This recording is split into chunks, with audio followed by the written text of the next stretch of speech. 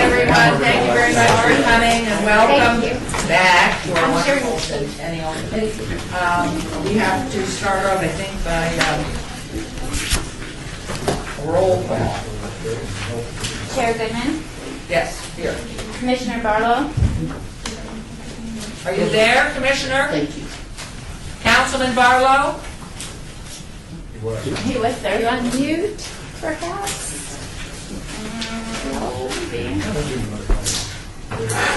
Is he on mute? Maybe he can't hear you. I didn't touch anything after he answered. Right. Okay. Oh, he got a busy signal. Yeah.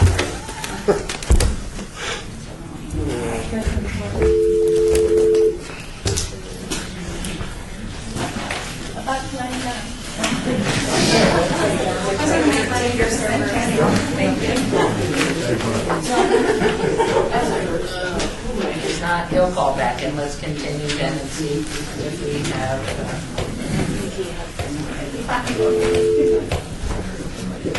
Maybe Esther can do that and then we'll come along with the roll call. Commissioner Coffin, Here. Commissioner Bryan, excuse. Commissioner Arnold, excuse. Commissioner Stovall, Here. Commissioner Brown, Present. Commissioner Cashman, excuse.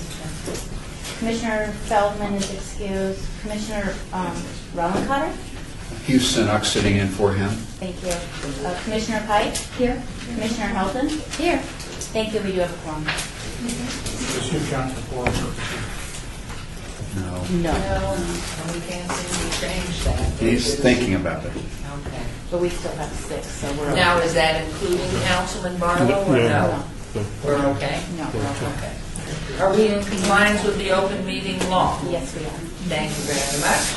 Is this the number? Public comment during this portion of the agenda must be limited. This is agenda item 3. The matters on the agenda for action. If you wish to be heard, give your name for the record, please. The amount of time of discussion will be limited. So please come forward, and wherever there's a microphone, anybody who wants to participate. Public comment? There he is. Councilman? He's on the road. Okay, we got you now. Okay, so I'll close the public comment, and here is Member Arnold. Great. Excuse me, Mayor, I'm just getting up for... Oh, I'm register for fine, public comment. absolutely. Please come forward, state your name if you would. Marlene Reed, Chairman of the First Friday Foundation. Okay. Now, will you please make your comments? I'm here in support of the Centennial Grant Application course for the First Friday organization. I think we've provided a very detailed application, which I'm sure you've all had access to and have sufficient time to review. I did just want to touch on a few things, which I feel will enhance that application. I think a big question today, in most people's minds, is what is the historical and cultural significance of First Friday to the greater community of Las Vegas? In my mind, those are two things. Number one, First Friday is a celebration of the arts and the cultural heritage of Las Vegas. And number two, it's a community-driven event that has given a sense of place in the creation of an authentic neighborhood.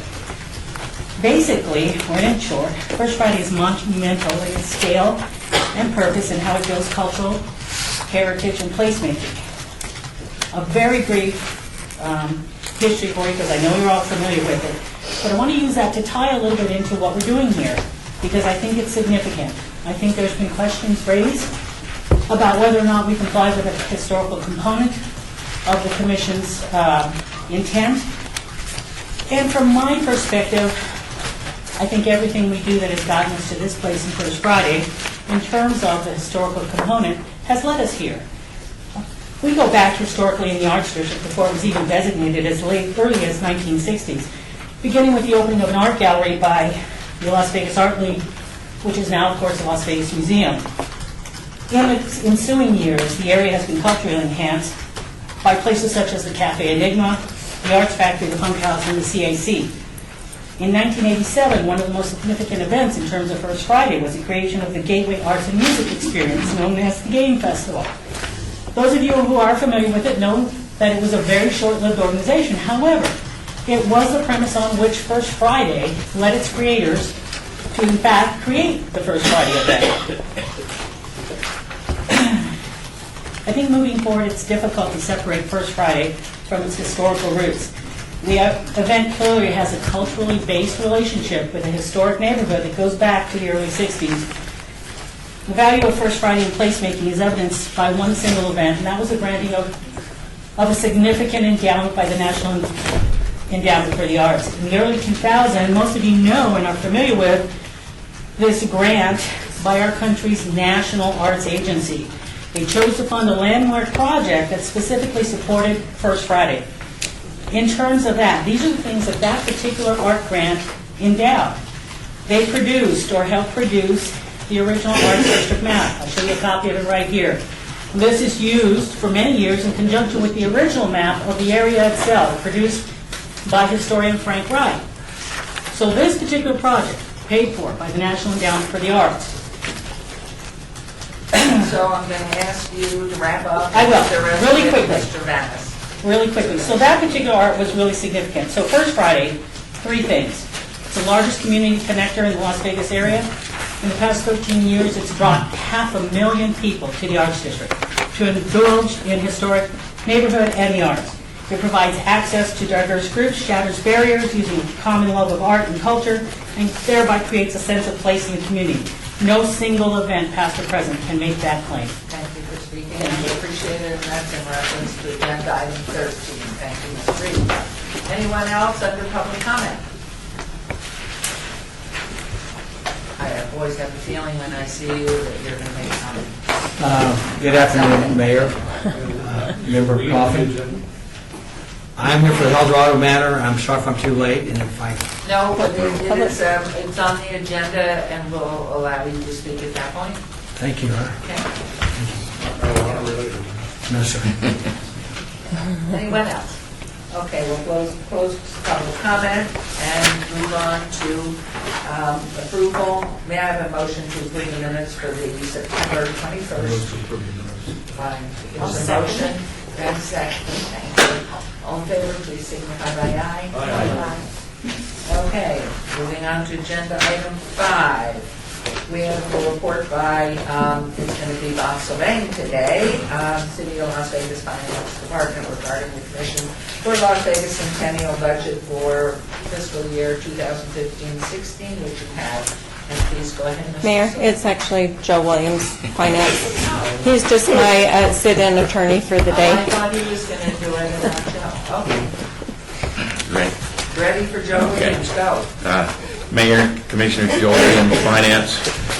We ended the year, June 30th, 15, with a ending fund balance of $2,594,000. We started the new year for the fiscal year June 30th, 16, with a budget of $2,463,000, and most of that is projects that we are carrying over from the end of last year. For the 4 months ending October 21st, and I usually end on the 30th, but this meeting was in the middle, so I picked the 21st. We had $515,484 for the first quarter in plate revenues, which is one of the highest ones we've had so far. And I just got the next one in for the second quarter, and it come in at $449,000.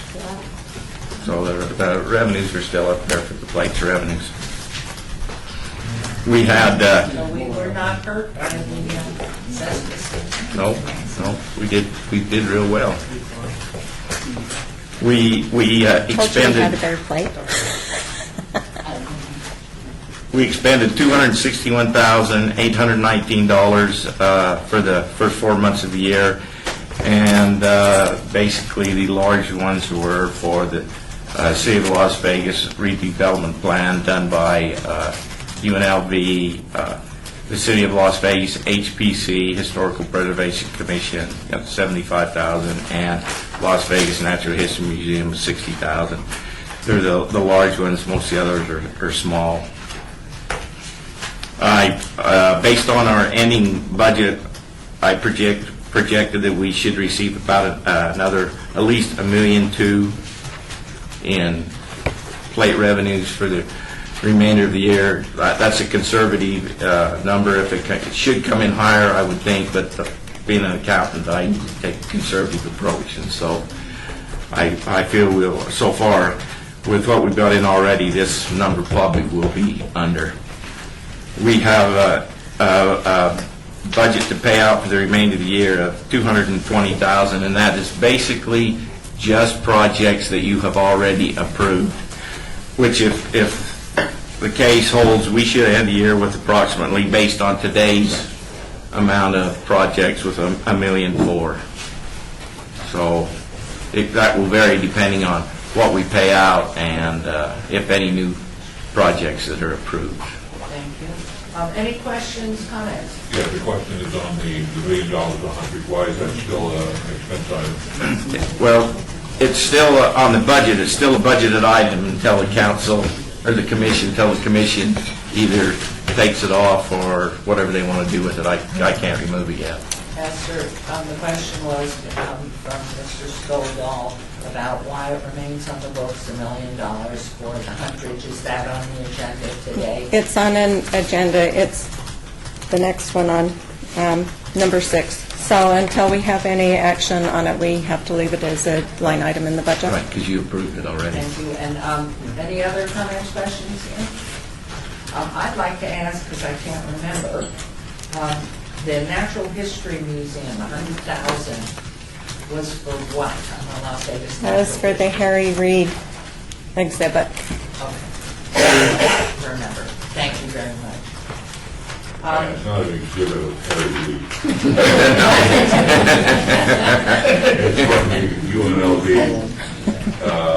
Center, Harry Reid Center. They got up and they were restoring archaeological, and so now this museum is storing the, you won't see Harry's Center research. Thank you for the clarification. Do you need to accept the budget? No, it's just a report. Just a report. Okay. Thank you, Joe. And now what I'd like to do, there's been a request, but I don't see her. Yes, Catherine. Oh, there you are, way in the back. We've had a request because apparently there's some students with you. If you come forward then, we're going to move agenda item 18, if you take a look at that. A report from Catherine Duncan. This is Ward 5, Chamber of Commerce, regarding the costs that were associated to build the 2015 Eldorado float. And if you'll come, one there, and perhaps the students can sit down right here next to Mr. Arnold. And if you'll go over here to this microphone, because then they'll have a microphone. And if you'll introduce yourself again with your name, and then gentlemen too, and if you're associated with the university or with whom you're associated. Thank you, Your Honor. It's been a pleasure. It is my pleasure to be here again in front of you today as the rest of the distinguished board. I'm Catherine Duncan. I'm serving as president of the Las Vegas Ward 5 Chamber of Commerce. And you awarded us $2,500 to be involved in the Moulin Rouge Parade float last year. And so we reached out to a group of young students to ask them to participate with us. So I'd like to introduce the Shine City Project. Jeff will introduce us. Good afternoon, Mayor. My name is Jeffrey Slario, and I'm a UNLV student, and I was volunteer coordinator for the Moulin Rouge Floats, and I'm also vice president of the Shine City Project. Yes, and hello. My name is Chungbom Katayama.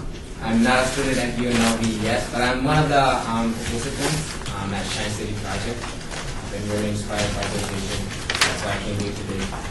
And so you both were involved in this float? Yes. Preparation? Yes. Okay. Thank you for coming. Okay, great. So Jeff has a slide presentation. He would like to show it and explain what happened and the experiences they had in building the float. Is this going to be an additional presentation that's on the budget, the item number? Mayor, Number 18. Yes. Are we going to have the same presentation on 18? Or? This is a. Oh, you did. So we're having a discussion now on 18? Yes, please. Because of the students' meetings that I could study or whatever students need. So we have two items on the agenda, and I didn't know if you want us to do both of them together or Which is wait the other for one? the other one. Is We'll just do that one. in order? Yeah. Okay, all right. Okay. Okay. So I think this that's what is it's strictly in reference to the Three float float. and the 2,500 allocation, which the backup is in your folder showing you all the receipts that were brought in. And so please go ahead, Jim. Okay, Jeff. So my name is Jeffrey Solorio, and I'm part of a group called Shine City Project. And our mission is to transform Las Vegas from being Sin City to Shine City. And we do service projects every week, every Friday, Saturday morning. Usually on Fridays we do 1 hour service projects where we go to parks or places along the streets that are really dirty, and we pick up trash for 1 hour. And on Saturdays we also work with other organizations. Give them just a moment so they can. Okay, we'll be right back. Give them a moment so they can. Coffin had found an error that said a $25,000 allocation, it was a $2,500 Yeah, allocation. So- we've still got the two items confused. We have an item for $25,000 for the Moulin Rouge. Even though it's held around their And then float. this is just her presentation from the cost. We've given Catherine $2,500, so it's her presentation on how those costs were spent to build the 25,000 float. And The that's $2,500. $2,500. So this is Okay. like 18. So this is 18. correct. Okay, and your backup is in here, and we had asked for, we saw a picture of the float, we wanted to have the backup on the cost of the float, and where the monies went, the 2,500. So Right. back to you, Jen. Okay, now, okay. 2,500, 2,500. Okay. Yeah, go ahead. So this is our website and our Facebook page. That's where you can find more information about our conversation. So we had the honor of working on revitalizing the 1955 floats of the Moulin Rouge Casino.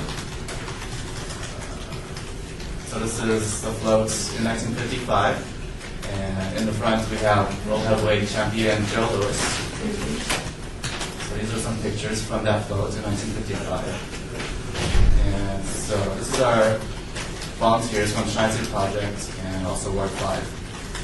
And so at this point I would like to introduce our volunteers. So my name is Chung Bong again. So this was Tuesday, May 12th, I believe. I was one of the participants out of the 6. We worked on this float of Moulin Rouge, and when I arrived there, or when we volunteers arrived there, there was already this float that was like built like halfway, and our mission was to make it presentable. At that point where we got there, the float was a little different from what we originally planned. If you can tell, it's quite a lot different. And so starting out for us, there was a little struggle of like believing that this is gonna be the float that we wanted it to be. But all the participants that were there really believed in the vision of Moulin Rouge, and we gave our best and put in the most effort we can to really connect to the vision. And in the end, also we worked around like 3 hours to 4 hours, and it kind of looks like that. In the end, we actually didn't use this trailer, this float, but I believe that the effort we put in towards the vision and the heart we put in definitely goes somewhere. And that was my experience with Shine City to this day. So yeah, so we decided to work on a new trailer, and these are pictures. There's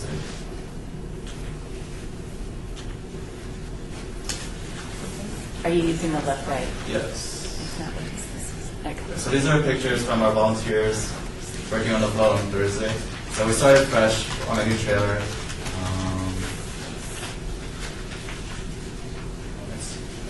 And this is what our float looked like on Friday afternoon.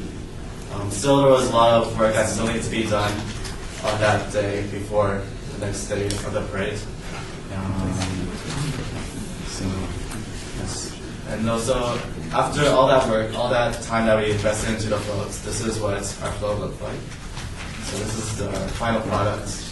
This is the Moulin Rouge float of 2015. And So yeah, we were given the opportunity to work with the West Las Vegas Art Center. They had dancers that were on the floats. And we also had former heavyweight champions Johnny Jackson and Leon Spinks on the float as well. And yeah, so this was our work on the Moulin Rouge float. So. Okay, any comments, questions here? I would just, what happened to the remainder of the 2,500 that wasn't spent? It was all spent. We went above and beyond the budget. We had a couple of mishaps because we had to, the first person who voluntarily loaned us that first trailer that we thought was going to be a trailer turned out to be a wagon. We had to store the wagon underneath the coverage so it wouldn't get in the elements. We paid for the storage on the trailer, and then this person got into the area and tore up all of the first trailer was just a disaster.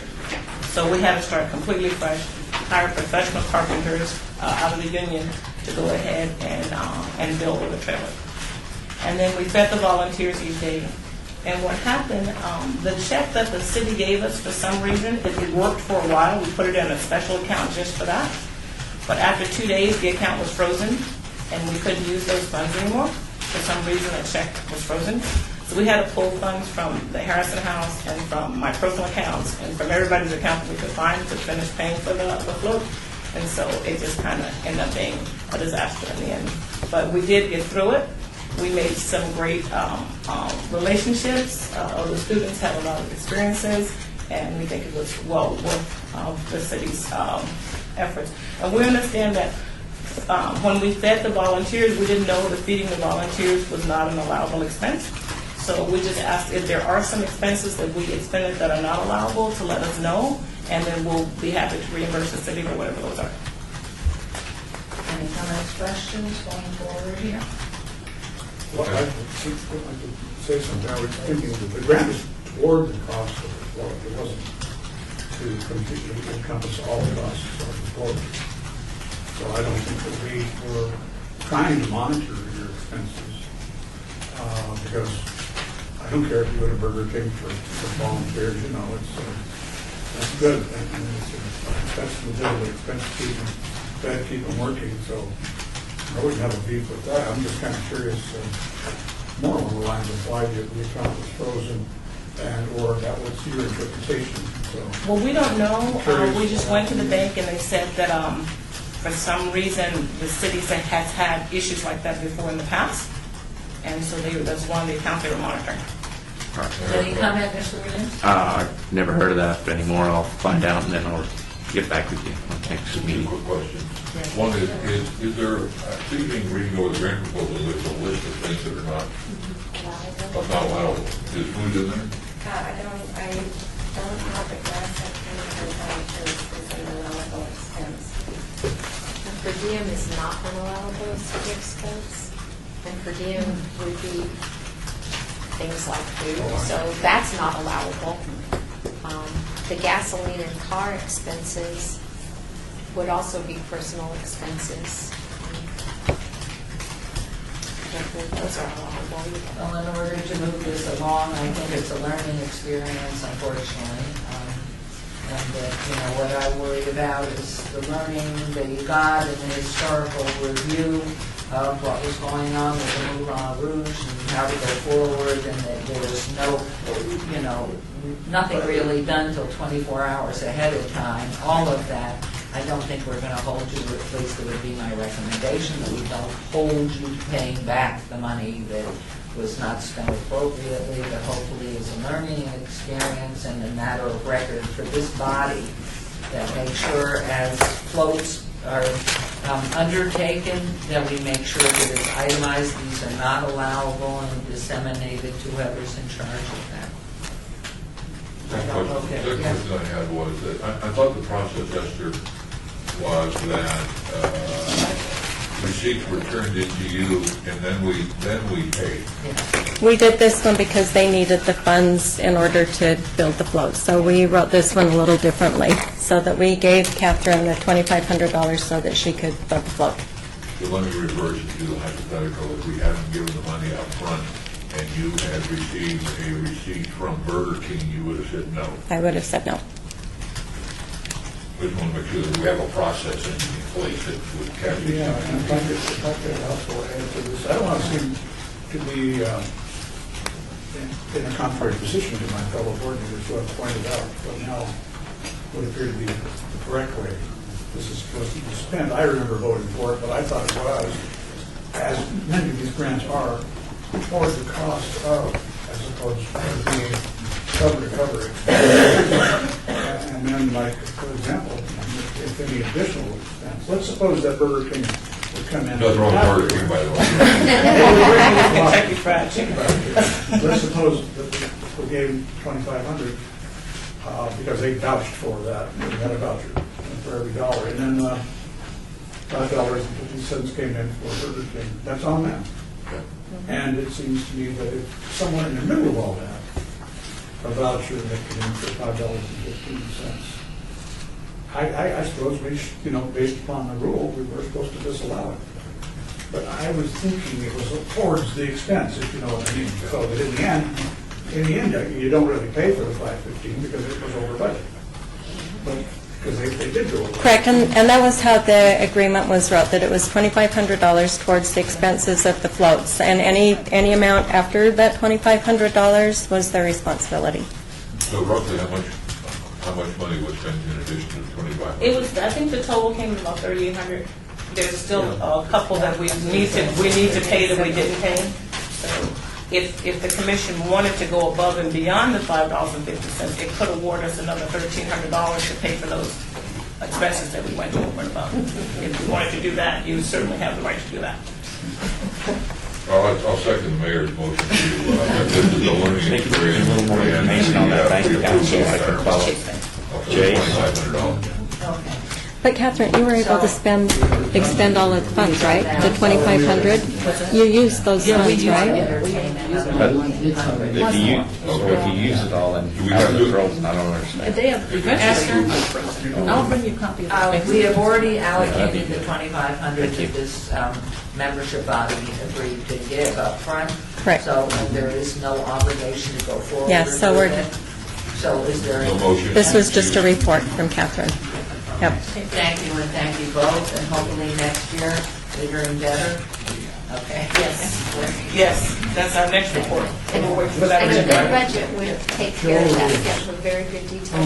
It's easier for everybody. Okay, thank you very much, and appreciate it, and we'll see you on your agenda. Next agenda. Okay, we'll now have a report by Mr. Bill Arndt, who's our Director of Economic and Urban Development, discussion of possible action regarding the awarded money for the Hut Church. This is at the point of the question that was asked. This is on the agenda at my request. This is number 6.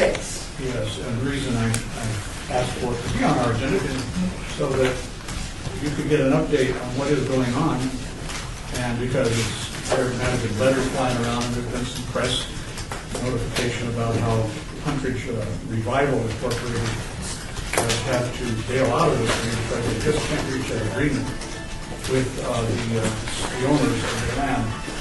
And I guess they were close. It really boiled down to who had the best security, and the owner, kind of shortcut what you might have to say, Bill, or Roy, or not, is that they just in the end couldn't agree on who had the best security. The council was going to be in a position, no matter what, to be in a secure position. But the council hasn't acted yet, so the council still holds the money. However, I think it's important for you to talk about what you know and bring us all up to date on it. Certainly. Please. Good afternoon, Mayor Goodman, Madam Chairman, members of the Centennial Commission Board. For the record, Bill Arndt, Economic and Urban Development Director for the City of Las Vegas. As you know, the City of Las Vegas applied on April 24th of 2014 for Centennial funds in the amount of $1 million. In Section 2 of that application, the stated purpose was, quote unquote, to provide funds to purchase ground rights to the Huntridge Theater in partnership with private investors. Later on in that application, we laid out scenario under which the private investors, which were Hunt Ridge Revival LLC, would be purchasing the property. And the thought was that the city of Las Vegas would purchase those ground rights, or essentially buy the land beneath the Hunt Ridge, which rather than preserving the Hunt Ridge for a short or medium period of time, would preserve it arguably in perpetuity. Since that time, as the Member Coffin indicated, the transaction between the current property owner and the private investment group has not moved forward. Our office verified with the property owner, as well as with the escrow agent handling the transaction, that the prior escrow between the property owner and the buyer, Hunt Ridge Revival LLC, has been canceled. That's essentially where we stand today with the situation. The owner that owned it at the time of our application still owns the property. There is still some ongoing litigation between the state of Nevada and the current property owner. And I understand that there are some back taxes owed by the current property owner as well. So we continue as staff to monitor the situation. And as I think Member Coffin indicated, it was our intent to use the Centennial funds in a way to provide a secured investment in the property to enable the property to be preserved, as well as additional capital investments. Be glad to answer any questions. Okay, I think possibly there'll be some coming. Member Stoddall? Just to clear up the process, I thought there was an additional element of what the Centennial Commission voted on, and that was to have the Attorney General's office draft a memorandum of understanding between the Centennial Commission and the city or the city council. Was that ever drafted and signed?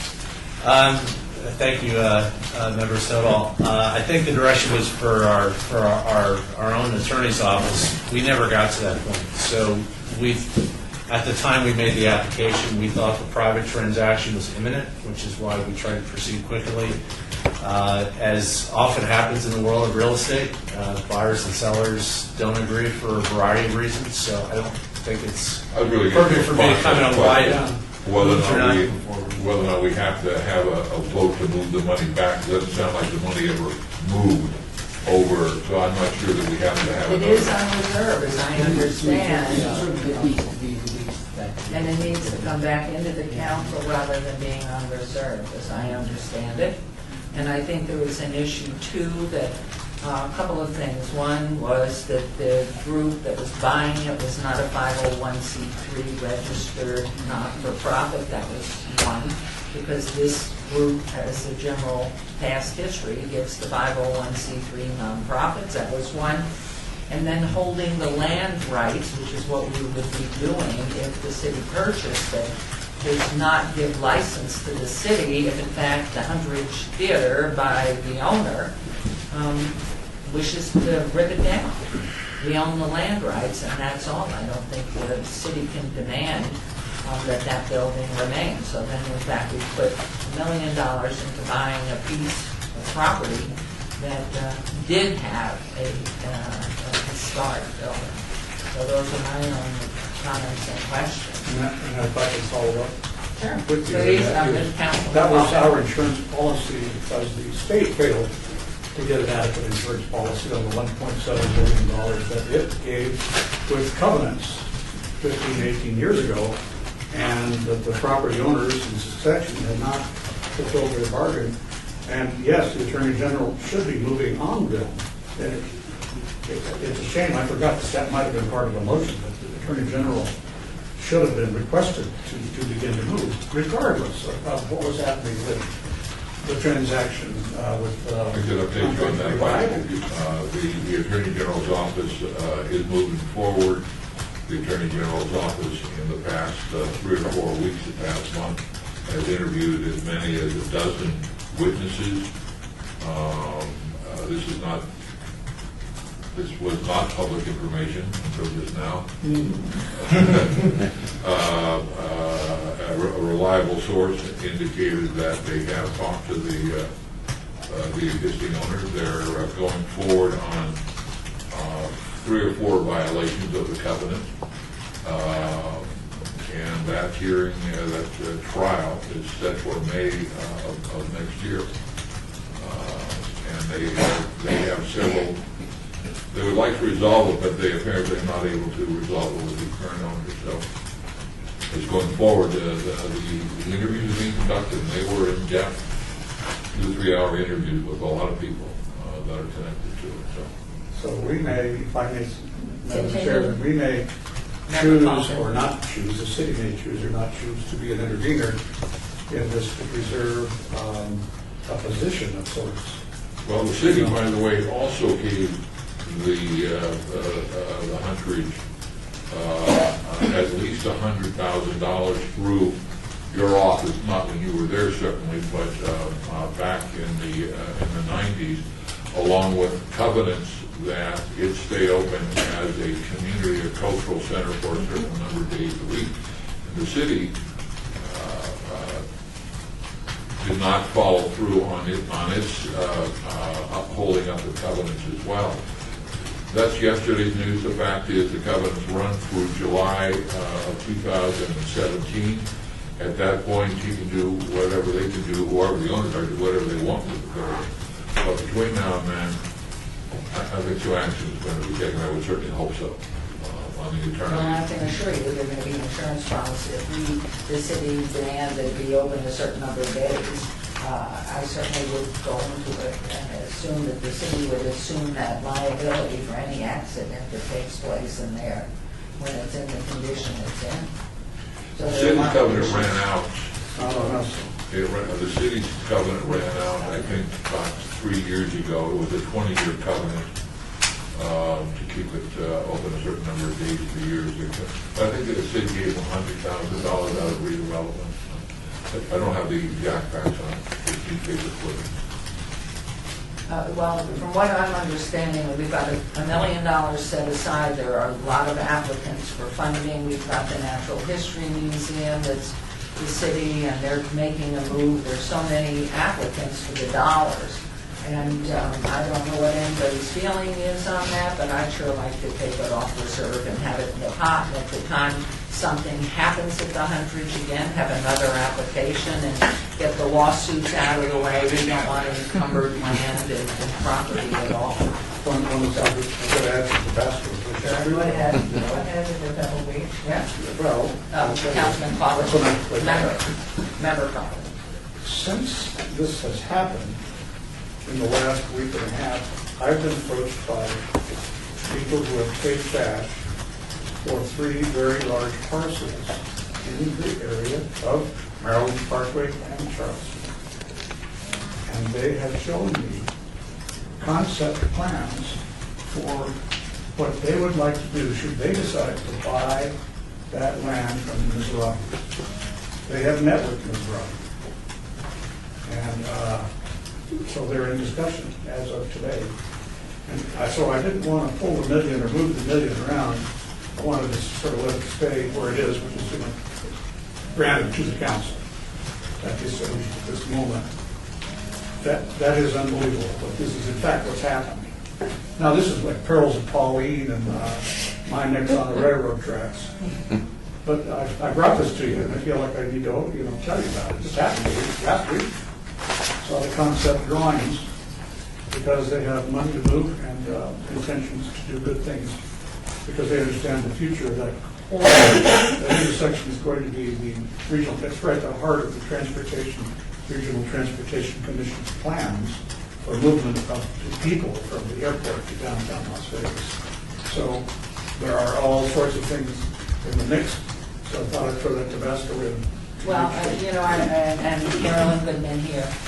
My thought is, I think we've got process in place, and so there's no reason why, should they go forward, we get a lot of ideas of the past 50 years coming through different places, many of which don't pass and many of which do. So my sense is you pull the money back, they can always come through the process. They have to obviously go through planning and the city council, but the monies would come back into our coffers at the Centennial, so we have them available. It doesn't mean that we're going to spend $2 million plus. That would bring us back $1 million, which would take us over $2 million in the coffers. to allocate. So if in fact it comes to fruition, we have it available. I'd like to, if I could, Mayor, rather than wait for item 20, I can wait to 10 and 15. I'd like to see that this right now is simply a report. It's not an action item. I'd like to have an action item on our agenda at our next meeting to deal with the hundredage of the funds. As part of that, I'd also like to understand better what the last motion was that gave the money to the city council, how narrow it was, because we never drew up a memorandum. So the money is still in the city, or in the Centennial, it's never been moved over. Correct. So the money was never moved. We never got that far. It was always just sitting. And the current application that we have is for the city to purchase the land. So if that's not going to be the case, even given the new deal, then we just need to rescind this application, like Bill said, let the money go back into the Centennial budget as an overall budget, and then if a new application comes, they're going to have to come and do the same process, whether it be, and that's part of discussion 20 is how are we going to handle purchasing land options. But right now, we have no agreement. There was nothing, there was no MOU, there was no city council action taken, so we just need to...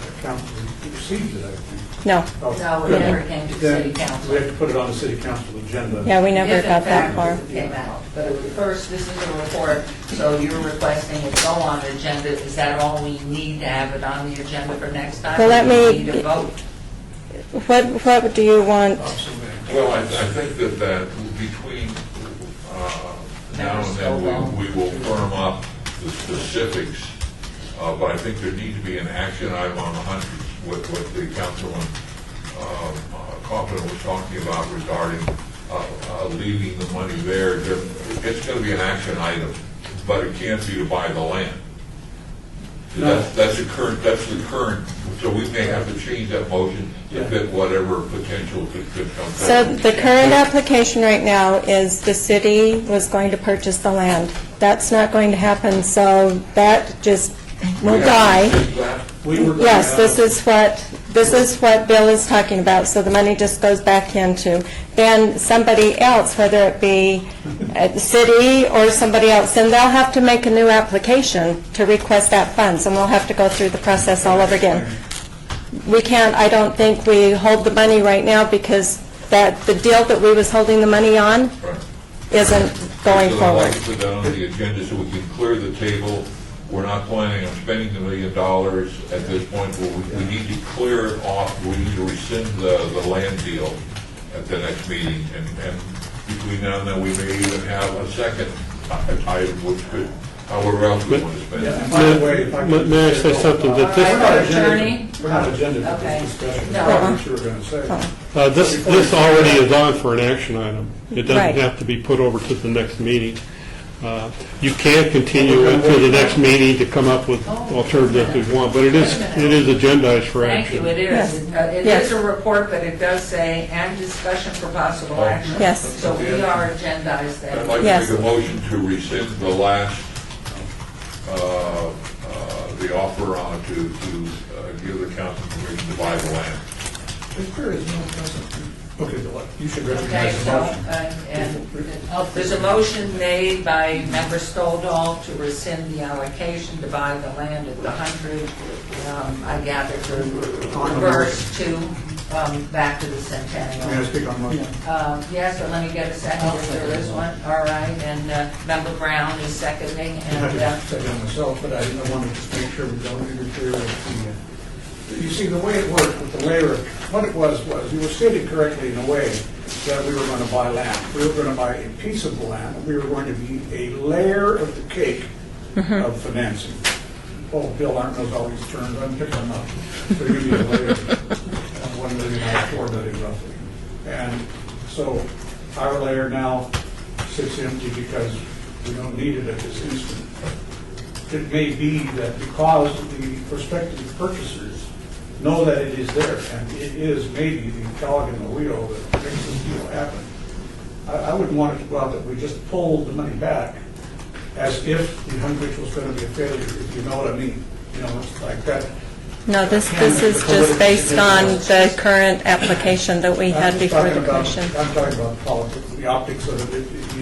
It makes it look like the commission really doesn't want to do the 100 deal, when in fact, I know you do, and it's, you know, Well, I it's think like- this is a whole lot, I mean, a lot of discussion as we go forward. Let's call for the question now. We have a motion by Member Stoldall, seconded by Member Brown, to revert the funding back into the Centennial pouch of money for Joe Williams' vacation. So anybody, all in favor, please? Aye. And Councilman Barlow, yes? Aye, great. Aye. And opposed? Voting no. And Member, what is her name? Yeah. Mr. Cobbin votes no. All right, motion carries. I want to make this unanimous. You changed it, okay. I'll just make a quick comment on that. I think as far as the optics go, those prospective new buyers have got to recognize that we did make a range of it on this last year. So there is a commitment there, and that should speak volumes. And we're not making a motion to spend today. Member Arnold? Yeah. Member Arnold? No, Councilman Coffin did change Yes. his vote for a union. Yeah, I'll make it unanimous. We have a lot of understandings that have been stated. A personal preference? Yes. I Member want Stoldall. to make it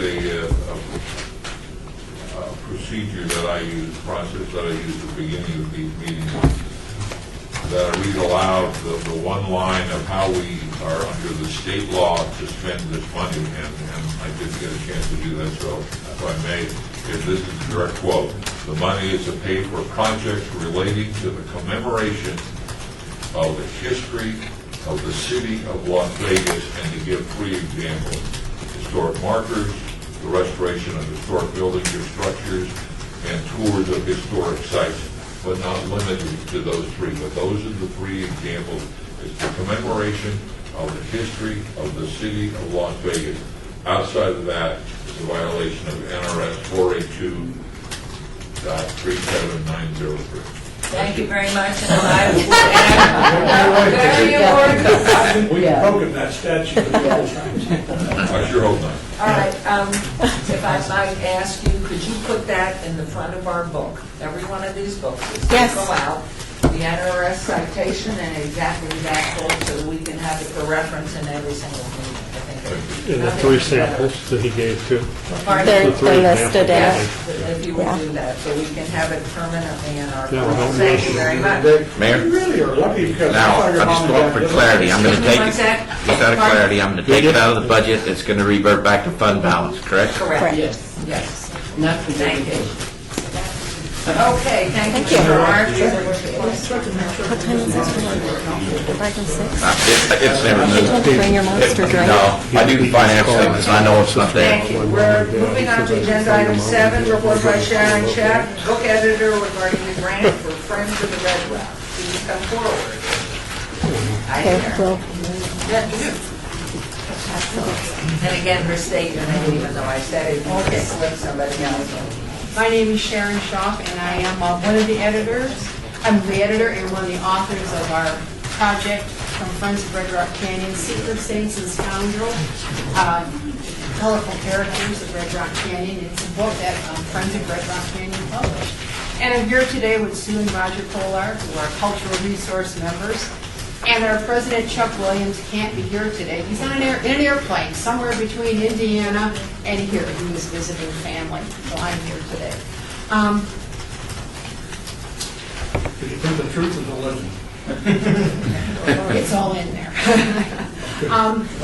Our Christy Weeks, who is our vice president, and also leads our grants committee, has already submitted a report a month ago about how we spent the money and a little bit of a summary of the book and more of the highlights of the book. We've already gotten that. We've been promoting our book. We've had an interview on KNPR, Mr. Stoll, and we've had an interview with Michael Lyle of the Friends of Review Journal.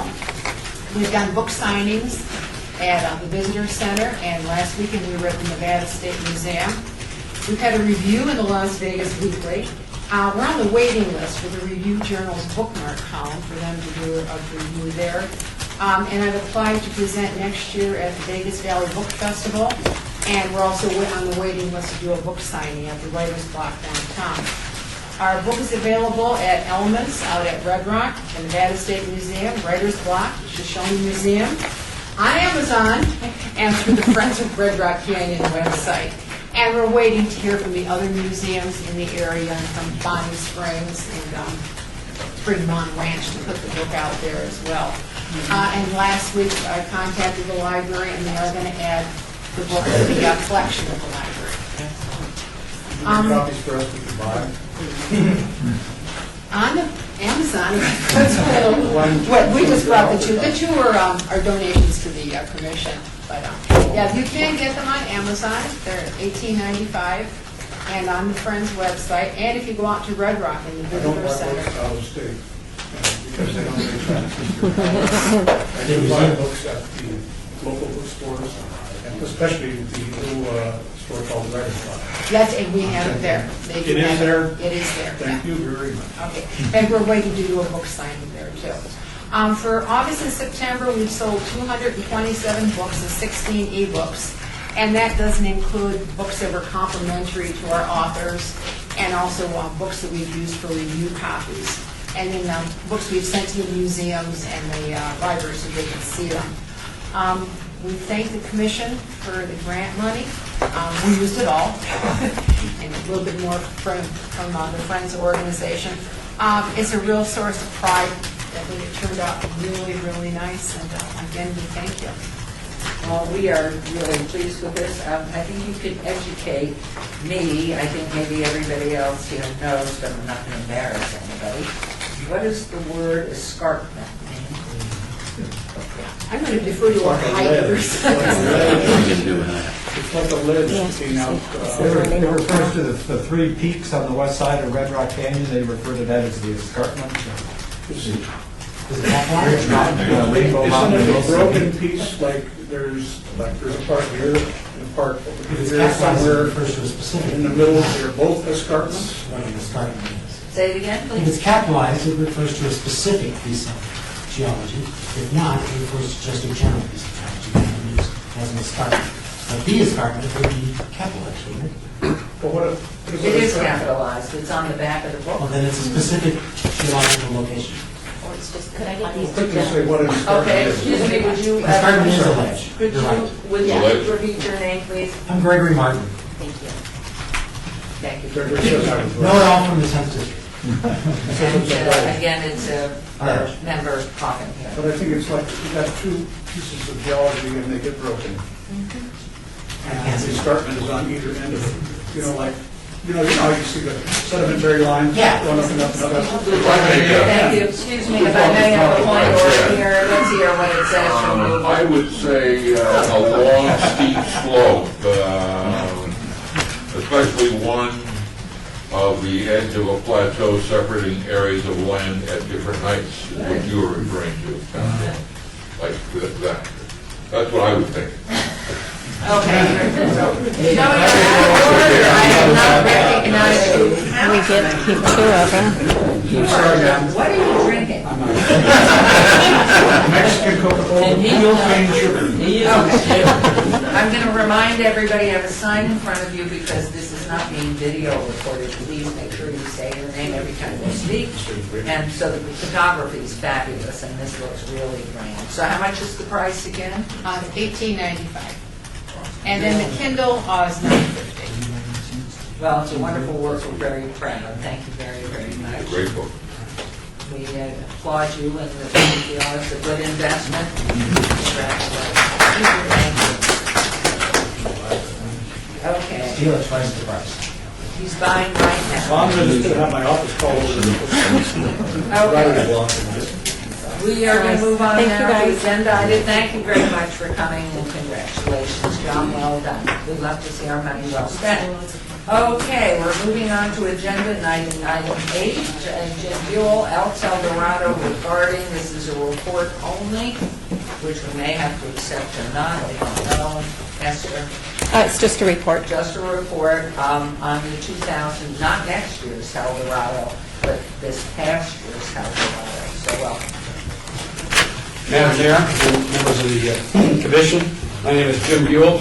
I'm with the Las Vegas Elks Eldorado. Most of you have seen me at these kind of meetings over the last 5 or 6, 7, 8 years, I guess. You asked at the last meeting that we prepare a one-page report. So please forgive me for the small numbers and letters, but Esther, you have provided them with a copy of this in their book, right? So if I could, let's talk about revenue. Each year, we've always tried to hold back some funds so that we had some monies before any for our expenses just as the year began. So you'll see that we started the year with $50,000 that we had held back from 2014. We had ticket sales of $51,992. We have the sponsorship from the Centennial Commission and the Las Vegas events. I've included those together because, as you know, the other item on the agenda is looking forward to 2016, so I kind of wanted to add those together for $375,000. We were able to raise cash sponsorships. I'm sorry. 375 is looking forward? No, all I'm saying here, Commissioner, is that's the $330,000 from this commission and the $45,000 from Las Vegas events. That they gave you for last year? Yes. This is all related to 2015. There's some I'm trying to restate that so that we would be able, as we look forward, to compare apples to apples. And that was a member Stalldall who's dubbing and I will not say his name. Please. Okay, Mr. Buell. $108,900 in cash sponsorships. Another $42,810 in-kind sponsorship money. Let me give you for example. For example, Ahern equipment rental that we have to rent. We rented all of the lighting equipment and generators and all that kind of stuff. That added to $42,810 for a total revenue of $628,702. Our expenses were $592,410. That is a different, Commissioner Stovall, that is slightly different from the final thing that you talked about. Please understand, I'm not the accountant, and I was not the executive director, but I've tried very hard to make sure that was the total expenses. That would yield us a gross income of $36,292. Donations of $20,000, and that leaves us with a startup fund for 2016 of $16,292. Mr. Buell, yes. Sharon, and your question, where is the earth and earth movement expenses? That's included in that. That's all included in the 592. Yes, ma'am. Yes, ma'am. Just a review of our ticket sales from 2009 to 2015. You'll notice that we started out in 2009 when we brought the rodeo back, 14,785 tickets were sold. Unfortunately, this last year was the worst year we've had. We only sold 3,107 tickets. Lots of volunteer hours, as you would well expect. From our Elks members, 1,680 hours. They drove 5,016 miles. Non-Elks, that tends to be children of Elks and spouses of Elks. For 624 hours and 2,263 miles. Our charity partners, of which, as you recall, we worked with 4 different charities, 560 hours, and again, mileage of 2140, for a total of 2,864 hours and 9,419 miles. And just some other factors there, I just remind you of the contribution of $330,000. And I'd also remind you, this is a number that you've seen I've reported before, or Lee has reported before, about $188,000 of the expenses were and have been and would continue to be expenses simply associated with the fact that we were building a rodeo. We were building a rodeo and a rodeo arena and everything just on dirt. So, reserve account? excuse me. Do you have a reserve account? This is member I'm sorry. Kaufman. I'm sorry, I just had to point that out. It sounded like you were setting aside money for it. No. This is just a comment. It's just simply a comment that if that's the general kind of cost, Commissioner, over the last several years is nearly $200,000 just because it was on a vacant lot. And then the last thing I wanted to point out was the fact that we did have some bad weather. We did have a competition with Rock and Rio. As you know, Thursday night's a school night, and the other thing is parking. The parking situation at Centennial Park is difficult, and it was even more difficult last year because of the Rock and Rio situation over at the Trade Center, World Trade Center. So that's my report. If I could, I would like to read a statement into this, a personal statement for me on behalf of the Las Vegas Elks Lodge 1468 of the Benevolent and Protective Order of Elks. I want to thank the Centennial Commission and the City of Las Vegas for your dedicated support of Eldorado Days over these past 10 years. Without it, Eldorado Days could not have been reinstated in our community after its brief hiatus in the early 2000s. Your dedication and financial support of Las Vegas' longest running city event has brought joy to thousands of local and visiting Las Vegans, and has helped our lodge in its charitable and benevolent mission. For that, we are exceedingly grateful. These past several weeks have been trying for us all as we have worked diligently to find a way for the Eldorado Rodeo to continue in 2016. We will continue to try to find a way to make that happen. On a personal note, I want to thank the members for your understanding and courtesy and for your personal dedication to the mission of this commission and your commitment to the preservation of the history and traditions of this community. Thank you. Thank you, Mr. Buell. And what we're going to do right now, as it's a report only, which we're accepting, and we are going to move on to 9, which is going to be a report by Esther Renke. How do you pronounce it? Renke is one. Renke. Executive Director of the Commission of Las Vegas Centennial, discussion for possible action regarding the status of the 2016 Eldorado. I'm going to ask. 2 questions for this report. Okay. 2 questions. Because I want you to make the report. Member Stovall's going to give a report before your report, please. If using this updated numbers, I have $627,702 total revenue, and out of that, donations to charities about $20,000. Yes, sir. That figures out to about 3%. We spent $628,702 to give $20,000 to charity, 3%. I think we need to remember that figure as well. We're spending hundreds of thousands of dollars simply to raise $20,000. My second point is, this is not a report on Eldorado Days. This is the report on the rodeo. Period. Yes, sir. This is just the rodeo. It's got nothing to do with carnival. So this is the Eldorado Rodeo Days.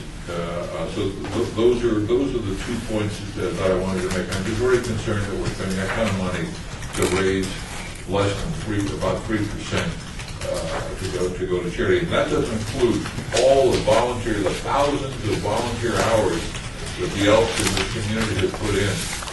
You may be spending that money to commemorate the NRS. Excuse me, your name, please, for the record. You may be spending that money to actually fulfill the NRS that you put on the beginning of this book. Because you're commemorating and doing a tour of the Eldorado, a historic application. Thank you. Your questions? Those are just the 2 points I wanted to make. And I'm sure The money that we're doing. Please should stay, and yes. Jane Pike for the record. Just to clarify, so $20,000 was the total amount given to charitable organizations? Yes, ma'am.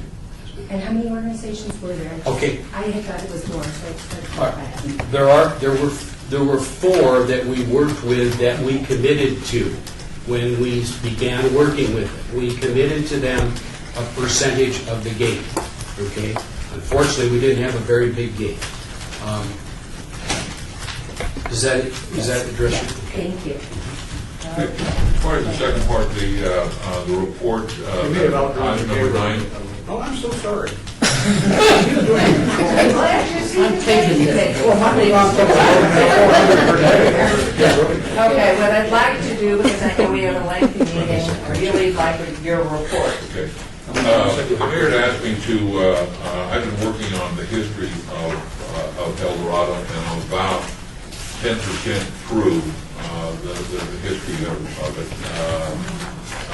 It's more interesting, and there's a lot more details that are available, everything from national publications like Variety, which covered this in the 30s. But let me go through real quickly. I got 36 pages, I'm going to get down to about 3 to 4 pages.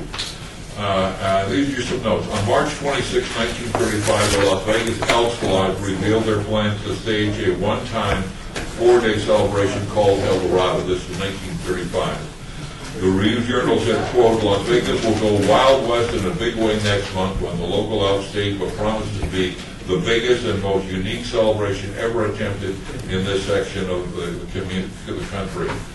The name of the event surprised some, especially the residents of Tombstone, Arizona, that have been using the title El Dorado for their annual celebration since 1929. The Tombstone News reported the fact the word El Dorado was created in reference to Tombstone.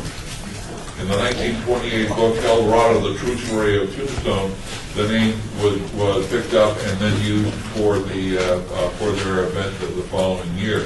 Turns out that Breckenridge, who wrote the book, Colonel William Breckenridge, he didn't create the word El Dorado. In fact, it was created in 1881 in the Tombstone Epitaph, talking about a prospector who came to Tombstone, to Arizona, to find the El Dorado, and he found nothing, but he found a Hell Dorado. And that's the actual, back to 1881. But we picked it up. They are still, their annual celebration is in October. It was held last week. March of 1935, the plan was to have this big event in Las Vegas. They returned Clyde Zerbe.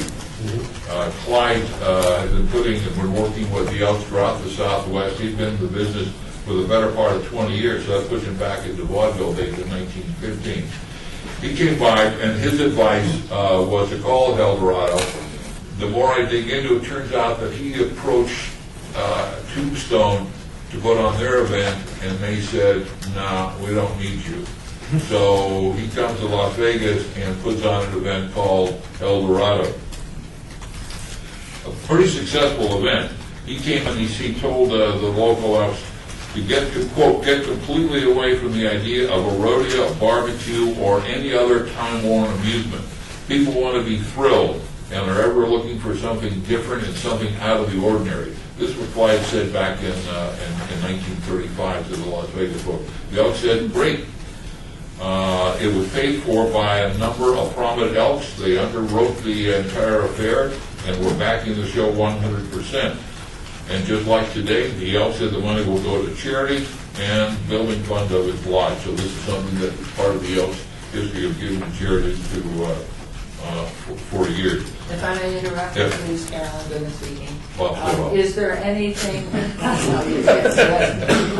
is that part of their founding principles, the Elks, that they do? I know that's part of it, that you give to charity, so. I think that you passed out at the last meeting, I have a copy of, is the philosophy of the Elks, and I think that's part of it, as to give back to the community. By the time Sunday comes around, the RJ Sunday, this is May the 16th or 17th, It is a giant success. It overwhelms the community. They suggested that this become an annual event because it went so well.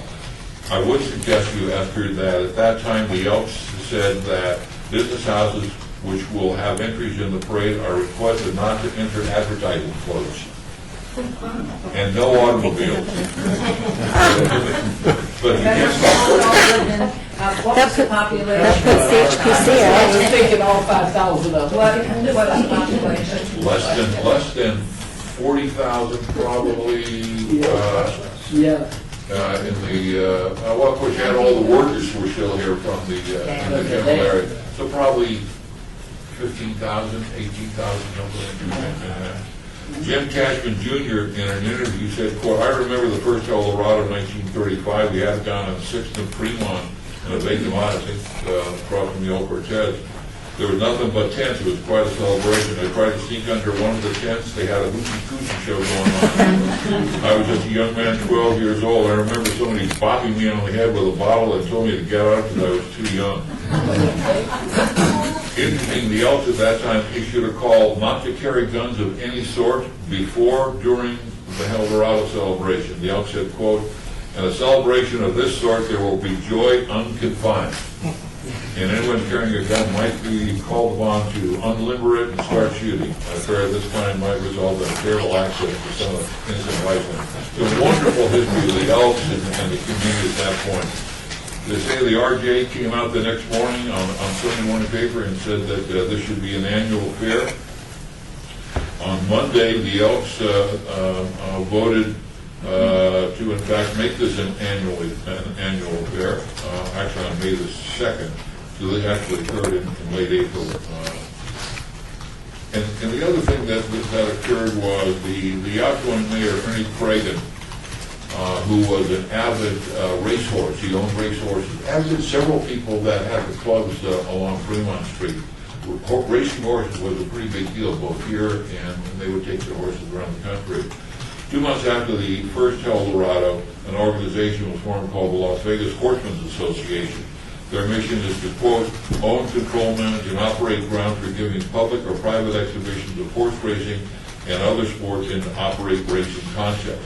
And they put on the first rodeo the following year in 1936. And they did it for several years. That's all the exciting, and when you get into the 40s, the town goes crazy about Eldorado. 46 with Roy Rogers here, it was just, and a young lady by the name of Marilyn Monroe was also here getting a divorce. But that's another 20-minute story. So it was started to fade in about 1950-51 at the time that the city of Las Vegas tried to acquire the Las Vegas Strip. And there was some pushback. They stopped putting floats in from the Strip hotels. And it was still floats. started, but some of the hotels, it was just starting to really, and then by the time you get to the sad part, which is in the 90s, and you have Pat Christensen, who at that time was the director, Thomas and Mackey, said, if you look at the history of Eldorado, it's been fading since 1990-91 for the past 8 years. Every year we try to find a different way to keep it going. Michael Gaunt had several observations about that sort of fade, and then it just stopped. It just stopped. It just wasn't there was other rodeos, the Anabar and Tuckertown, and but it has just a wonderful, marvelous community history where it brought the community together, and it was less about the rodeo and less about the carnival. It was about the parade, the old timer. It was a community event. That was the historic part of it, a community event. Brought some photographs that we sort of pass around of the event in 1935 and take a look at it. So, Mayor, thank you for the time. No, thank you for doing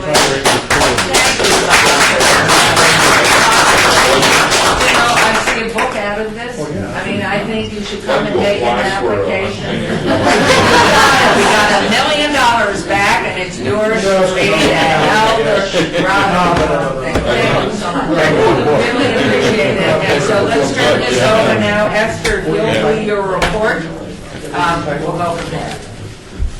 All right, Esther Enke, Executive Director. I'm giving the report today just to hopefully simplify things, and I'm going to make mine quick because Courtney Mooney is up next, and she's got to leave at 4:30. She's got a flight to Carson City. So I just wanted to give you a real quick update about what happened from our last Centennial Board meeting until today.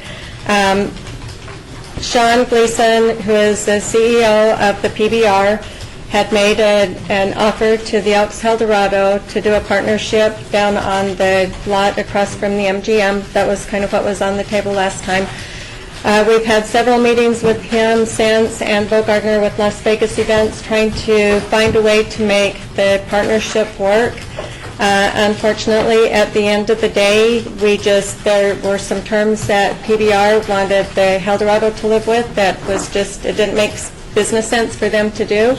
They wanted to use the name Elks El Dorado and pretty much cut the Elks out of the production of the rodeo. So to make a long story short, we do not have a deal right now with the PBR for the El Dorado next year. I think the Elks right now are kind of regrouping to see if it makes sense for them to do a rodeo next year at another location, but it won't be tied in with the PBR at that lot down on the site. So that's kind of where we're at right now. We are moving full forward with the parade. I'm already getting a lot of really great applications in, but for the rodeo, it's kind of on the table right now. On the table, Off the table, but not buried. So, Top of the ground, not under the ground. Question, please. This is Louise Helton for the record. I think it's interesting that some of the other events that I've seen, for example, the St. Patrick's Day Parade has the big parade, but it leads to like big events where people gather, spend money, and enjoy and celebrate whatever the parade was about. And that's been something that I've noticed would have been really helpful, I think, to have at the end of the parade something for everybody to participate in. And it could be the fair, it could be the El Dorado Days side of things instead of the rodeo right off the bat. And that may be some way to keep it alive, sort of on life support for a little while everybody. Yeah, and that's really good. The great thing when we had the rodeo downtown, we had the parade at night, and the parade pretty much led right into the rodeo. So people, and you would just see herds of people going from the parade walking over to the rodeo grounds. So that's right, that just adds that big element. And now, we, like I said, we'll regroup with the Elks and see if there's something that we can do that makes more sense to tie in an event. Maybe we can talk to Derek at the D and see if we could do something in his lot, or Fremont Street Experience is already committed to have concerts and stuff, so maybe that will give us an opportunity to do that. Don't make me do 3 parades, though. Well, and this is Louise again, for the record. I wanted to just suggest, too, that, of course, we're hoping very much to tie that in with Las Vegas's birthday, like we did the Centennial year. And there, to my way of thinking, that could be a big part of that celebration at the end of the day, just to make sure that we keep the continuity and the recognition of the history of Las Vegas, which I think also reflects on the history of El Dorado, which is what we're trying to promote, and would allow people to do more of that mixing and mingling and being community spirited and the whole fellowship that's involved in that. And I do support the continuation of not bringing guns in case people do get real excited. Thank you, Member Coffin. Yes. Well, thank you. Mr. Buell, can you speak for the Elks in all circumstances here today? Because I am curious. First of all, I understood we were for continuing, many of us. Did we do it at a meeting, or were we all polled individually? And we said, PBR, I said Christensen was here, we had real enthusiasm here about PBR coming here, forming a partnership, and Elks getting a lot of credit for being part of it. And the city would move it to the area across from the Mandalay Bay, which is apparently under construction by the MGM. We were in tune with that. We realized it's partly our fault because the city does not have a venue. a good venue. That's why you had to move so much dirt earlier. We haven't got a venue, although Cadman Field could become a venue here in the future, depending on a bunch of things. But so I thought everything was fine and it was going to be good for everybody. We were going to come through again with the $300,000. And PBR was really jazzed about it because it gave them a way to have a spring event here. Then all of a sudden, I want you to correct me if I'm wrong, but I hear that the Elks decided not to go into this joint venture and see, they'd rather see the Eldorado Rodeo just go away, and I'm kind of curious why. And you had a deal, and you didn't want to follow through.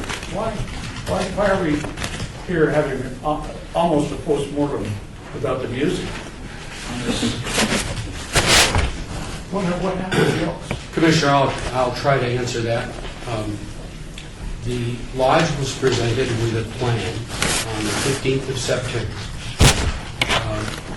that we felt was workable. There were some questions that we had with respect to the revenue stream and some of the expenses. And those questions really are around expenses that we have always, that the rodeo has always borne. But when you're in some other, so we knew those expenses, but when we're in another, in a sense, another man's venue, we just had to clarify some of those expenses. So we were prepared to obviously ask those questions. The program, I hate to use the word deal, but let me just use the word deal. The deal that we were presented with on the 15th of September provided a revenue stream from tickets, where the Elks would get 25% of all tickets sold, okay, for all of the events, the rodeo, the PBR event and the PBR, and then any other kind of events. So the Elks would get 25%. So that was a revenue stream that we felt would be significantly larger than what we had seen through ticket sales in the past, even though we were only going to get 25%. 25% of a bigger number is better than 100% of a smaller number. Unfortunately, and so we were prepared on the 6th of October. I was present. I mean, it was my... Excuse me, Goodman here. And I'm sorry, I didn't Who was identify at the myself. meeting? Excuse me? Who called the meeting and who was present at the meeting? At the meeting on the 15th, it was really a presentation by Las Vegas Events to members of the Eldorado. Which is what we asked. Yes. Okay, now how about the October 6th meeting? That meeting was called by Las Vegas Events. I was present. Esther was present. Telephonically, Sean Gleason was present, and I don't know who else was there at the other end of this little box. I can't recall. But Esther was representing the city. Yes, and we had, it was a representative also from MGM and another gentleman whose name I'm sorry, I can't recall, that were actually present in the room. In any case, we were prepared to get answers to these various questions. And forgive me for this long answer, but you asked it. No, we need the facts, thank you. We were prepared to ask a few questions, as I said, about these expenses and one thing or another. We were presented with a memorandum of understanding, and in a sense, we're being asked to sign that. But as we reviewed it, and we reviewed it together, Esther reviewed it along with the rest of us, we found that what was really being presented was 25% of simply rodeo tickets. Okay, just the rodeo tickets. They had either decided that they were going to separate all these tickets into various activities, or we were not really positive going into that October 6th meeting whether it was going to be one ticket buys everything. But in any case, it was 25% of purely the rodeo tickets, single day tickets. It didn't even include any combo tickets where the rodeo would be included or whatever. Well, as we reviewed that, it's just all of a sudden became, at least from my perspective and others, it became impossible for us to see that economically we could do it. Because now we were we were, in a sense, getting the venue, but then all of a sudden, we just were not going to be able to get sufficient revenue out of that kind of ticket situation. You only got 52,000 ticket sales in total over last year. Understand. You know, PBR is a huge draw, and somebody could have done some math to figure out we're going to get a hell of a lot more. If we're going to get 25% of a hell of a lot more, we don't know what it is. We get to keep our name on the event, and we get to keep it alive for the city. I think Cashman's not here today because he'd probably die of a heart attack during this, since his grandfather helped start this thing, and his father and his family were the foundation of El Dorado. Did they give you any estimate what the 25% would No. generate? No. They really didn't know. It is our understanding that last year, the PBR on this event lost money, okay? And in any case, we felt that that meant that we were going to have to, knowing that we'd sold $52,000 worth of tickets this year, we were going to have to sell fit for the rodeo. We were going to have to sell $200,000 worth of tickets next year. And that just looked like a hill over which we weren't sure we would be able to climb. Couple questions. Not knowing what the marketing plan was going to be, okay, for providing marketing support for the overall event, but the rodeo They specifically. told you what it would be. Though, I mean, we heard it, and events does this stuff, and they Yeah. make big money. No. Okay, a couple of questions that have been here. What are the expenses that the Elks would have to come up with going forward to the venue at the MGM and this? What were your expenses projected to be going forward? Madam Mayor, I thought that I thought that the expenses would have been about $275,000 above. Now, that's not including, the $300,000 would have purely been a pass-through from this commission and the city council through the lodge to the PBR. Okay, I mean, that was the deal. We were left with having to raise all of the other, between, the expenses were about $275,000, and, we had to look at what the tickets were going to be as well as what other kind of sponsorships. And understand that, as I reported earlier, we had about $42,000 worth of in-kind sponsorships this year. In that type of a venue, there would be no in-kind, so it's additional cash that would have to be raised. My question, Goodman, continuing, it has been a 3-day rodeo event when it's been in the city, correct? Typically 4, Thursday, Friday, Saturday, and Sunday. And this was planned, by the way, typically we've had one of those days have been for locals. And that's been kind of a tradition of our rodeo, is that we've had a locals day.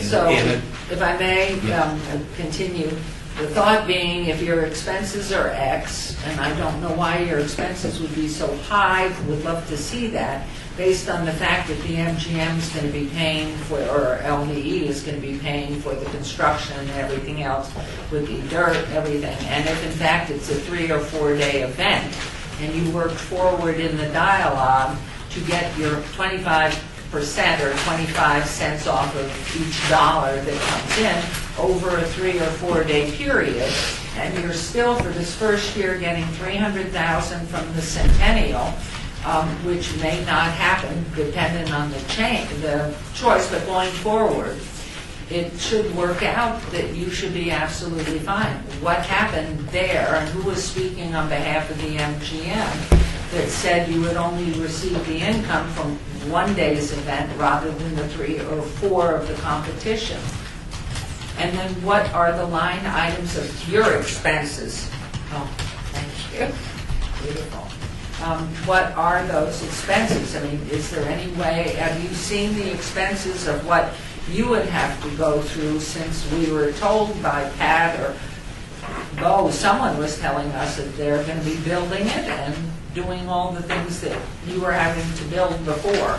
You don't have to do that anymore. So I don't see why this thing doesn't fly.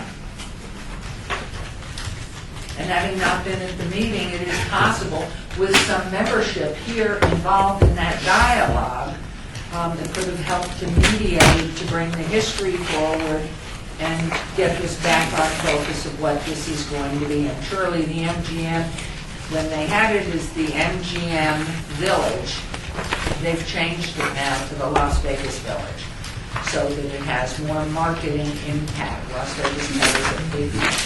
So to me, is this door closed? Esther, I turn to you. It would seem very wise to me to have some historical or some participation by someone or two from this commission at a meeting, rather than just walk away from it.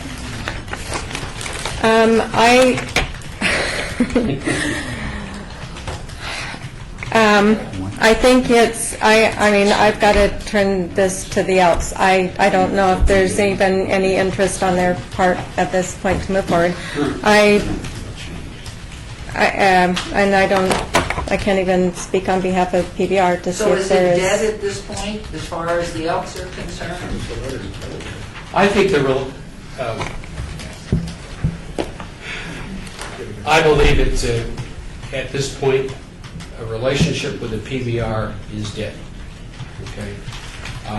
I feel that after a review, a variety of meetings, a variety of emails back and forth between members of, recall I said at the very beginning of my earlier presentation, I was asked to be here, but the board, I feels the El Dorado board and the Board of Trustees at the Lodge feel that it probably, at this point, it's dead with the PBR because of what I believe is their unwillingness to even negotiate at all. It's basically seemed to us, at least, has been kind of a take it or leave it. And that's my answer to that. Well, I don't want to count the El Dorado celebration as dead. Oh, no. But I'm not sure that we need to force feed something in for an event in the next 12 months. I would rather, as we have talked about for the last 2, 3, 4, 5, 6 years, is spend some time and really come up with a plan that has a real ROI and decide exactly what we want El Dorado to be, which is, in my way of thinking, a community event that has something that really celebrates the city of Las Vegas through the Elks, which is certainly an historic organization. But we keep throwing $250,000, $300,000, and there's some issue after another, and it just doesn't. And this is just for the rodeo. This is not for any community event, any carnival event, any art fair, any number of things that we could bring forward combined. And I'd rather we spend that money and invest in some sort of a plan, some sort of we hire a consultant, say, here's where we'd like to be, here's the pieces, how do we get from A to Z? And maybe we don't. Maybe it just doesn't write off because there are plenty of carnivals in town. And there's certainly plenty of rodeo events in town. We still have the parade, which is, I would like to see the parade have some additional floats in it, but we can talk about that. But I'm not sure that we need to force feed another $350,000, $300,000 just to keep it alive. I'm not saying it's dead, but I'm not sure that we want to do it for the next year. Which is my thought. Yes, Member Brown. Yeah. Hannah Brown speaking. I do agree with you because, unfortunately, the rodeo, there's so many segments of our community that the rodeo doesn't reach. And we're making a big investment in a specific item that really is not far-reaching into a lot of our community. And that is, it's a lot of money that could be spent for other events that would have more tentacles in the community and reach a lot more people, especially Okay, go ahead. Well, okay, I want to go, if you're ready, give it a... No, because Member Arnold wants to speak, and before it's 8 o'clock, too. I know. Because I'm so concerned about the things I've heard. I need to know what the truth is. So I've heard that you communicated to, and I thought I swear I saw a copy of a memo from y'all, saying it's a dead deal, done. But I say, well, why can't we continue to do it? Let's call it El Dorado. You obviously are Elks. You don't want to be part of it. So why don't we just call it El Dorado and keep it going? And when the 2 or 3 years are up, we're going to be moving it back into the downtown area so that we have a place. That was understood when Sean Gleason and Pat Christensen were here and others were here. We just go ahead and keep it moving. We just do it. And if the Elks don't want to be part of it, okay, because you can't afford it or you can't see your way to pushing your membership to work hard enough to Great, Councilman Kaufman, I think you're missing one of the points. Wait, You're out of please, you are out of order. I'll give you 1 moment, please. So, well, the thing is here, can't we use the word El Dorado and go ahead and do this PBR thing out there at Mandalay? I mean, and then we can have it back downtown. Or if the Elks want to buy back land, do that. Or change your mind, because I don't even know how many of your members really know about this decision that was made by people in a meeting that probably wasn't very well publicized. Member Can Arnold? we use it? Okay, good points. Member Arnold? Thank you, Mayor. Ryan Arnold for the record. I want to kind of echo what Bob Sodal just shared earlier, that I think we've been talking about this for quite some time. We've been spending quite a bit of money on the effort, and the dividends just haven't quite been there. I don't think we look at this as dead, but we look at a plan. I feel like we're constantly under the gun to invest money to keep this thing alive, whereas we really should be stepping back and looking at what our options are and trying to come up with a plan for longevity.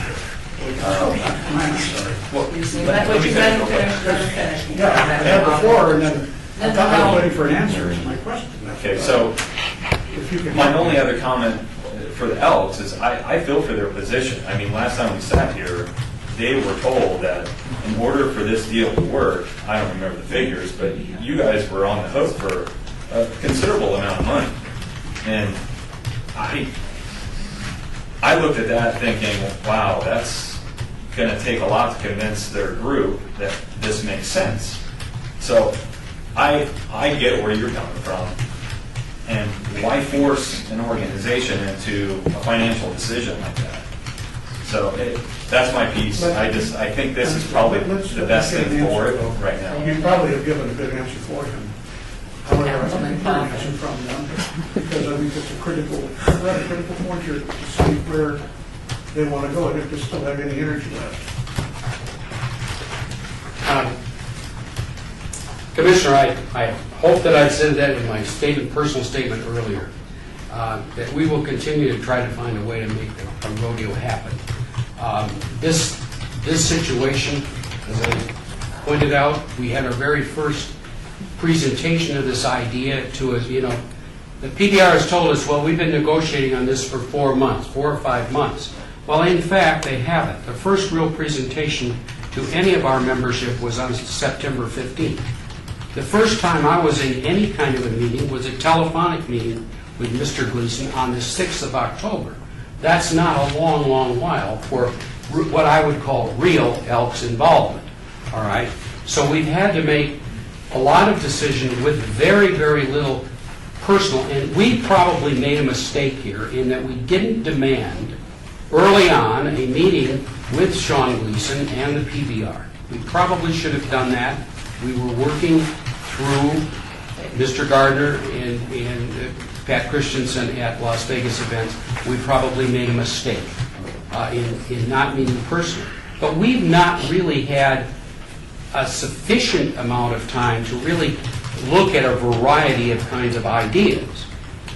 Furthermore, you all understand the kind of organization that the Elks is all these big decisions, financial decisions, have to go before, they have to be notified, as you pointed out earlier, and they have to go before the entire, and I'm talking about approval of something, they have to go before the membership. And that's a difficult kind of long, it takes a lot of time. But what about the use of the name? Why don't we? You're asking a question, what you're asking a question, we've tried to protect the name Eldorado for use since 1972. And I would defer to my chairman of my trustees, Beverly Solianic, if there's further questions about that. But we've tried to protect that. And we asked the PBR, what are you willing to do, royalty payment for the name? And they're not willing to pay anything for the name. Now they're a profit-making organization. We are a non-profit organization, and they were not willing whatsoever to even discuss the idea of any kind of lease for the trademark. And again, well, is Eldorado or Elks Eldorado? Yes, Point to you. and yes. And so you have the trademark for Eldorado? Yes, sir. But yet, you would see it die rather than to start, now you're starting to trouble when you're, in a sense, you have no strength. You're Okay. dying without our support. If it wasn't for our support. I'm going to take the prerogative of the I'm worried chair about here. that. I'm going to take the prerogative We're of the giving chair what we here. can. I'm terribly concerned. And what I'd like to do is refer this to an appointment. I don't even know if I'm allowed to do this, but Oscar always told me, you're the mayor, you can do whatever you want. I am going to refer this back to a committee. And I understand there were meetings, but there was no representation beyond Esther from this group, not from other parts of the city, but from this group. If you would be willing, and to get Sean and Bo or whomever there is, and ask a committee, and would take volunteers before I appoint you, with the historical value of this, and he's not gray-haired, you know who I'm looking at. I would like to appoint a committee, and I would like to ask, I'm a little nervous, to ask I'd like to Member volunteer. Coffin. Thank you, Councilman Coffin. Yes, and wait, I'm now going to a very level-headed person here who's responsible with Councilman Coffin for the money that comes into the Centennial. I'm going to ask Louise Elton, please, to sit on that committee and to meet with the MGM people, the LVE people, all the people that are involved in this, and come back to us. We may have to call a special meeting. That really, because we could be here till tomorrow morning dialoguing. I think whether or not, and whoever said it over here, that really in the future we'd love it back downtown where it belongs in the historic downtown, but because the city is in dialogue what to do with Cashman Complex. And Mr. Cashman, as Councilman Coffin said, isn't even here. There's a passion and a history there. I think we need the right people in the discussion at the table. And if this is a 2-year venture, I know we were talking $300,000 the first year and then cutting it back and cutting it back. And perhaps if this is a passion coming through this group because of the dollars we have, that, ridiculous, a 1-year event. Nobody's going to come riding this thing if they're only riding one day. You couldn't fit them all in anyway. So it has to be a 3 or a 4-day event. And if in fact that is Elks Eldorado, you deserve at least 4 days. So given that, I would like to make a motion that I am allowed to appoint this committee, which I've already done. Mayor, can I before you take that motion, and I'm going to be quick because I know Courtney's got to go, but I would just like direction really quick because it will simplify this board that you're putting together. There is an committee. There is an offer from the PBR to do the Eldorado Rodeo without any involvement from the Elks other than using the name. All they need are the rights to use the name. That will keep Eldorado going. Scenario 1. Scenario 2 is getting back into the ballgame, working out a financial situation where the Elks, and with Scenario 1, they would still need the $300,000 and do that, but it keeps Eldorado going. They simply need the name. The other option is to get the Elks involved, have them produce the rodeo, and it is going to be a 3-day rodeo. Thursday, Friday, Saturday, Sunday, with the parade being on Saturday. and to have this group, committee, help steer the funding and shepherd that end of it. So those are two options on the table. Option one can be solved today. Option two is a committee with hammering this out if PBR and LVE is even interested in doing that at this point. Go over option one. Option one is PBR just wants the use of the name Eldorado to create, and correct me if And I'm the wrong. stumbling block on that is Bob Slotal, is that we also would like to. The Elks feel that there is a value in the name Eldorado, so they want. We're working on it. Again, this question only got raised about a week and a half ago. Jim, I you see will- every day.